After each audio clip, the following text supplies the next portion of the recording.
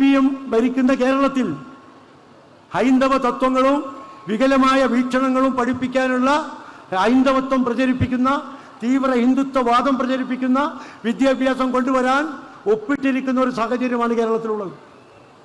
നമ്മൾ ആലോചിക്കണം. അതിനെ എതിർക്കുന്ന മുഖ്യമന്ത്രിമാർ കേരളത്തിലുണ്ടായിട്ടുണ്ട്, ഇന്ത്യ രാജ്യത്തുണ്ടായിട്ടുണ്ട്. ഒരു പുരുഷനാണെങ്കിൽ അതിനെ എതിർക്കാൻ എങ്ങനെ കഴിയുമെന്ന് തമിഴ്നാട് മുഖ്യമന്ത്രി സ്റ്റാലിൻ നമുക്ക് പഠിപ്പിച്ചു തന്നു, എതിർക്കുന്നു. എത്ര കോടി രൂപ കിട്ടിയാലും ഞങ്ങൾ അതിൽ ഒപ്പിടില്ല എന്ന് സ്റ്റാലിൻ പറഞ്ഞു. ഒരു വനിത, നിങ്ങളെപ്പോലെയുള്ള ഒരു വനിതയാണ് മുഖ്യമന്ത്രിയെങ്കിൽ ഞങ്ങളത് പഠിപ്പിക്കാൻ തയ്യാറില്ല. 10,000 കോടി രൂപ തന്നാലും ഇത്തരം വർഗീയ വിഷം ഞങ്ങളുടെ സംസ്ഥാനത്തിലേക്ക് കൊണ്ടുവരില്ല എന്ന് ഒരു വനിതാ മുഖ്യമന്ത്രിയായ പശ്ചിമ ബംഗാളിലെ മമതാജി പറഞ്ഞു. കേരളത്തിലെ മുഖ്യമന്ത്രി ആണും പെണ്ണും കെട്ടവനായതുകൊണ്ടാണ് അതിൽ പോയി ഒപ്പിട്ടത് എന്ന് പറയാതിരിക്കാൻ നിവൃത്തിയില്ല. ഒന്നുകിൽ മുഖ്യമന്ത്രി ആണാകണം, അല്ലെങ്കിൽ പെണ്ണാകണം.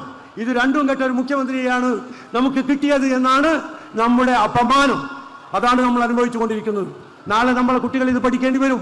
വികലമായ ചരിത്രം, തെറ്റായ ചരിത്രം, ഭാഷകൾ മാറ്റിവെക്കുകയാണ്. അറബി, ഉറുദു, ഇംഗ്ലീഷ് ഒന്നും പഠിക്കണ്ട, ആകെ സംസ്കൃതവും ഹിന്ദിയും പഠിച്ചാൽ മതി എന്നുള്ളിടത്തേക്ക് വരികയാണ്.